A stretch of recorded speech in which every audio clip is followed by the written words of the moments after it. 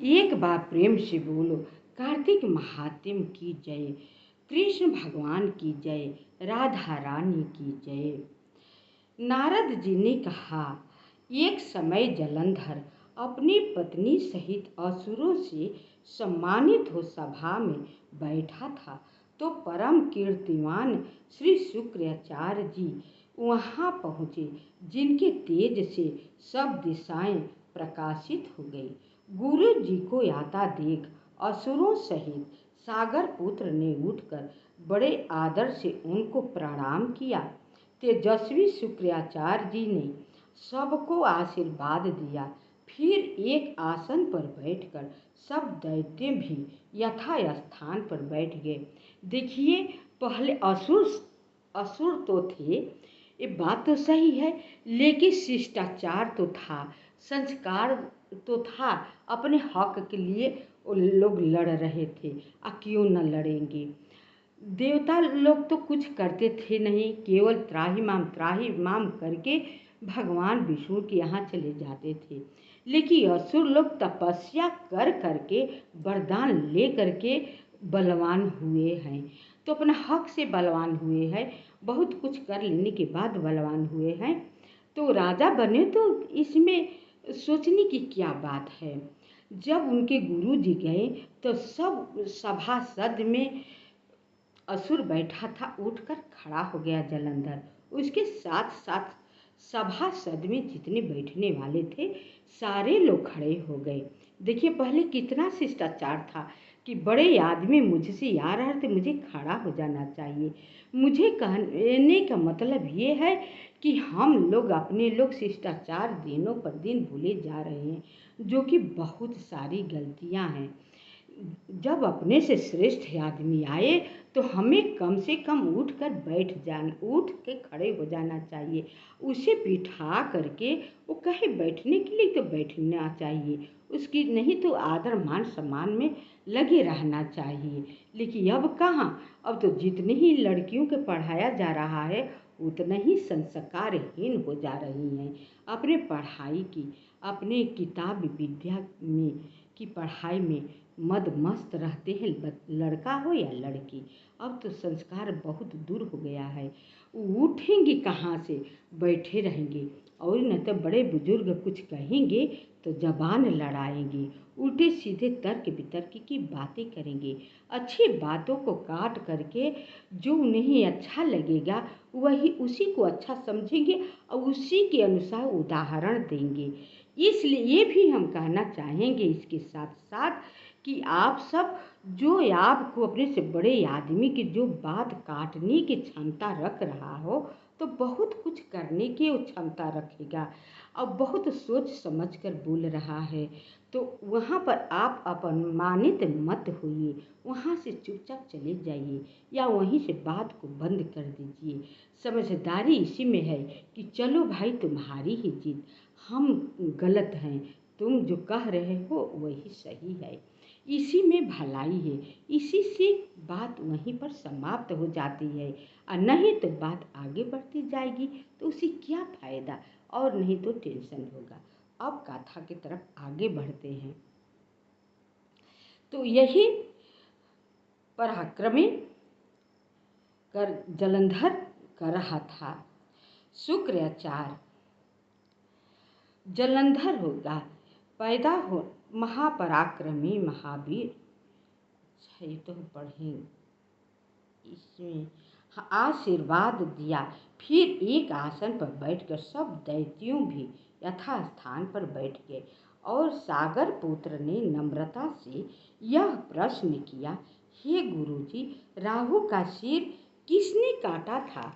अब सागर पूछता है कि गुरुजी से, शुक्राचार्य से, कि राहु का सिर किसने काटा था, आप हमें यह बतलाइए। इस पर श्री शुक्राचार्य जी ने विरोचन पुत्र हिरण्यकशिपु और उसके धर्मात्मा पौत्र का परिचय देकर देवताओं और असुरों द्वारा समुद्र मंथन को संक्षेप में सब कथा कहकर यह बतलाया कि जब समुद्र से अमृत निकला तो उसे देख रूप से राहु पीने चला।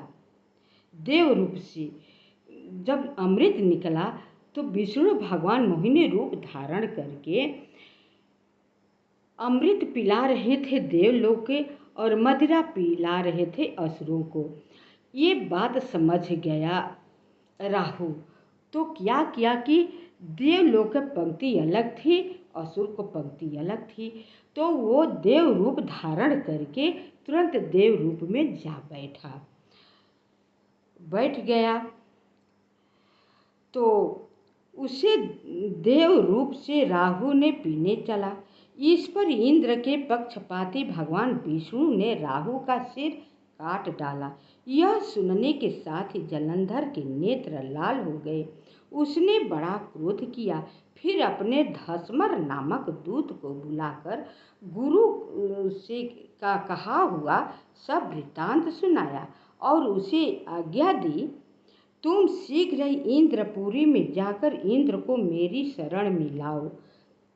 अब इतना बात सुनते ही अपने जलंधर का पुत्र का नाम था धसमर, अपने पुत्र से कहा जैसे शुक्राचार्य जी ने बताया था उसी प्रकार अपने पुत्र को भेजा इंद्र जी के पास कि जाकर उनसे कह देना कि जैसे उस सिर काटा है इस तरह के व्यवहार किया इंद्र ने, वो तुरंत मेरे आश्रय में आ जाए, शरण में आ जाए। लाओ। धसमर जलंधर का बड़ा निपुण दूत था। वह शीघ्र इंद्र की सुधर्मा नामक सभा में जा पहुंचा। वहां पर इंद्र भगवान सुधर्मा नामक का सभा बैठा हुआ था। वहीं पर पहुंचा और जलंधर के शब्दों में कहा, जैसे जलंधर कहा था कोई होता तो थोड़ा कम कह देता, बात बना देता, लेकिन उसने वही बात नहीं कहा। जैसे उन्होंने गुस्से में कहा था उसी तरह वो जाकर के इंद्र की सभा में कहने लगा, हे देवता धाम, तुमने समुद्र को क्यों माथा और मेरे पिता के सब रत्नों को क्यों ले लिया? ऐसा करके तुमने अच्छा नहीं किया।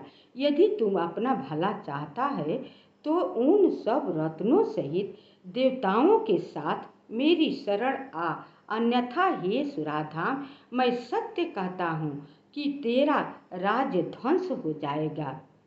इस पर इंद्र बहुत विस्मित हुआ और कहने लगा, पहले सागर ने मेरे भय से सब पर्वतों को अपनी कुक्षी में क्यों स्थान दिया और मेरे शत्रु दैत्यों की क्यों रक्षा की?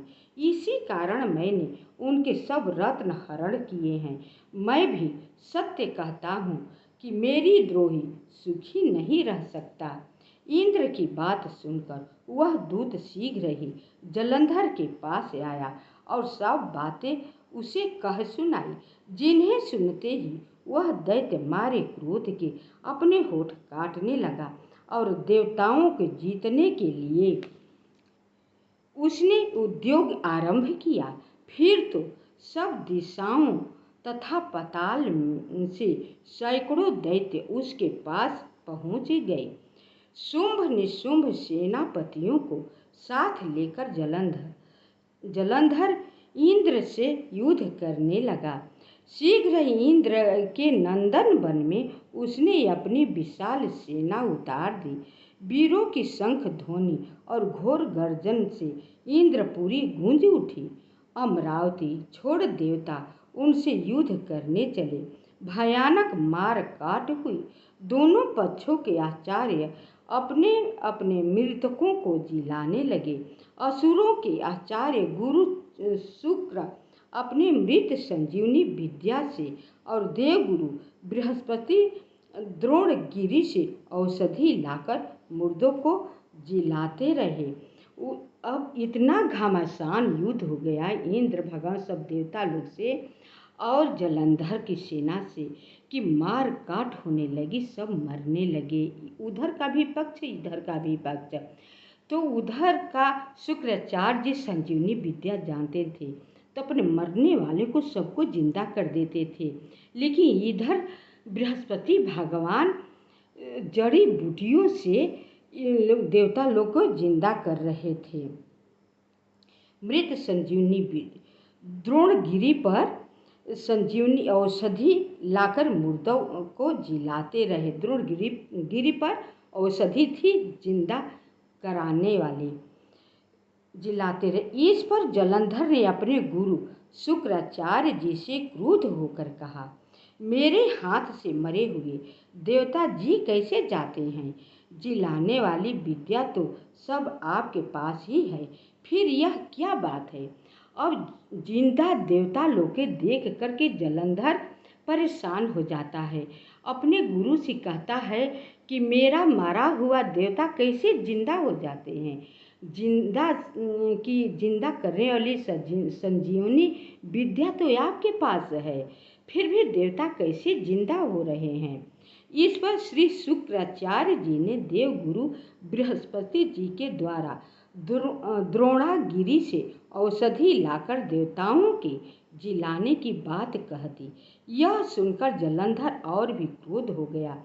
यह सुनकर के शुक्राचार्य जी ने जैसे बृहस्पति जी द्रोणागिरी से संजीवनी लाकर सभी देवता लोग के जिंदा करते थे, जलंधर को बता दी।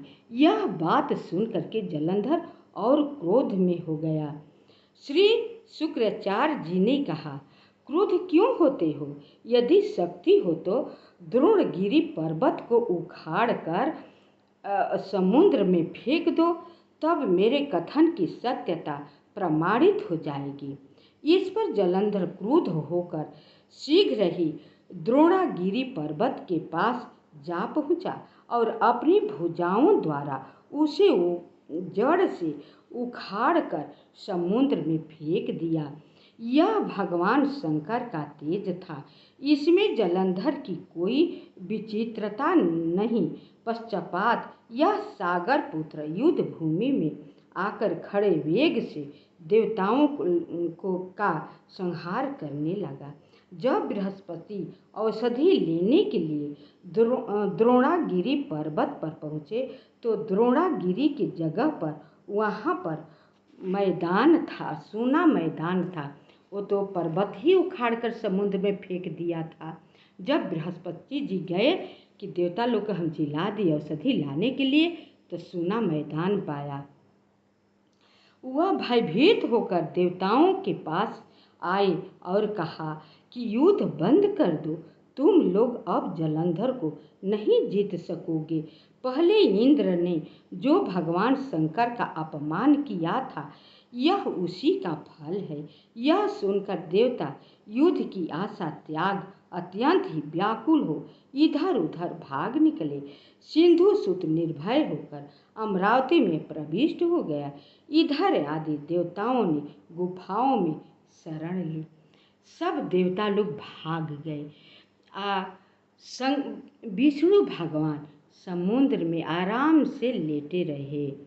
एक बार प्रेम से बोलो, श्री विष्णु भगवान की जय, कृष्ण भगवान की जय, कार्तिक महात्म्य की जय। 11वां अध्याय समाप्त हुआ। तो देखिए, तपस्या में बहुत बल है, पूजा पाठ में बहुत बल है, सत्यता में बहुत बल है। बस आप सब एक बार करके तो देखो।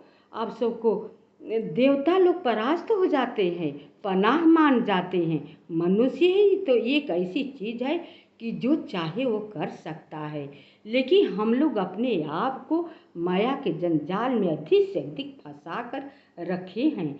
काम सारा कर लेते हैं, पूजा के समय, व्रत के समय कह देंगे कि मुझसे होगा ही नहीं, मुझसे होता ही नहीं। क्यों नहीं होगा? कहो कि हम करना ही नहीं चाहते हैं, हम पुण्य कमाना नहीं चाहते हैं, केवल बैठे बैठे माया के जंजाल में फंस कर उलझ कर हम रहना चाहते हैं। तो आप सब अभी से माया का जंजाल धीरे धीरे छोड़िए, घर में रहते हुए कृष्ण भगवान का आराधना कीजिए और कथा सुनते रहिए। तो वीडियो की यहीं पर विराम देती हूँ। एक बार आप सब मेरी वीडियो देख करके लाइक सब्सक्राइब अवश्य कीजिएगा, भूलिएगा मत, क्योंकि इसी से मेरा मनोबल जो है बढ़ता है। कमेंट करेंगी तो मेरा अंदर का आत्मा बहुत खुश होता है कि मेरा सार्थक हो रहा है।